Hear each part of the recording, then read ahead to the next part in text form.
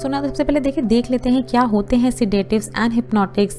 तो सिडेटिव की अगर हम बात करें तो ऐसे ड्रग होते हैं जो कि रिड्यूस करते हैं excitement, calms the patient without inducing sleep. तो देखिए बेसिक जो डिफरेंस होता है सिडेटिव एंड हिप्नोटिक्स में वो स्लीप का ही होता है। ये एजेंट्स जो होते हैं ये काम करते हैं पेशेंट को बट ये स्लीप इंड्यूस नहीं करते। जबकि दूसरी तरफ हिप्नोटिक्स क्या होते हैं, ये ऐसे ड्रग्स होते हैं जो कि प्रोड्यूस करते हैं स्लीप रिजेंबलिंग नेचुरल स्लीप। तो नेचुरल स्लीप जैसे ही स्लीप इंड्यूस करते हैं ये पर्सन में। फिर क्या होता है देखिए sedative in therapeutic dose are anxiolytic agents. ये एंसियोलाइटिक एजेंट्स क्या होते हैं ये हम अपनी नेक्स्ट स्लाइड में देखते हैं अच्छे से। जबकि हिप्नोटिक्स अपने थेराप्यूटिक डोज में क्या करते हैं देखिए इनिशिएट या मेंटेनेंस ऑफ स्लीप का काम करते हैं, स्लीप को इनिशिएट या मेंटेन करने का काम करते हैं अपनी थेराप्यूटिक डोज में।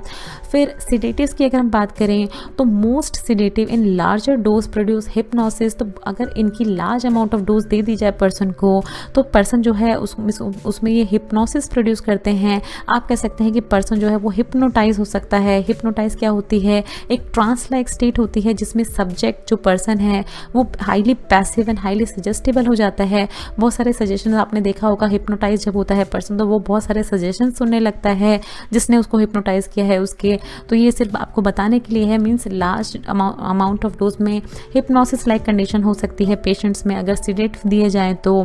बट हिप्नोटिक्स में क्या होता है, अगर इनकी लार्ज डोज दिए जाएँ तो पर्सन जो है वो in hypnotics in higher dose produce general anaesthesia produce हो जाता है पर्सन्स में।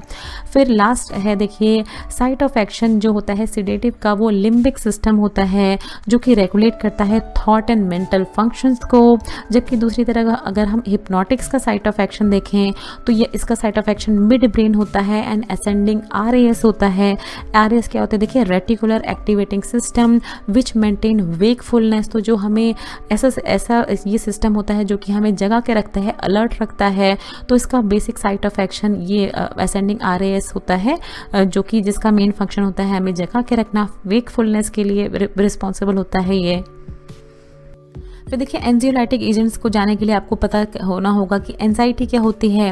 एंजाइटी क्या होती है देखिए एक तरह की अनप्लेजेंट स्टेट होती है, स्टेट ऑफ टेंशन होती है जिसमें पर्सन जो है वो अनईजी फील करता है किसी भी ऐसी चीज़ से जो या तो उसको पता है, इधर उसकी नोन है या अननोन चीज़ है वो, उसके लिए उसको उसकी इंटरनल फियर होता है उसके अंदर। सो इसी तरह की कंडीशन को हम एंजाइटी कहते हैं। सो एंजियोलाइटिक एजेंट्स इसी तरह के कंडीशन को ट्रीट करने के लिए देखिए बनाए जाते हैं जो कि डिक्रीज करते हैं वरीनेस जो कि इन सारी कंडीशन से होती है, increase vigilance, motor tension and autonomic hyper reactivity. तो इन सारी कंडीशंस के कारण जो उसको वरीनेस हो रही है, जो उसको अनईजीनेस हो रही है, उसको रिड्यूस करने के लिए इस तरह के एजेंट्स को प्रिपेयर किया जाता है।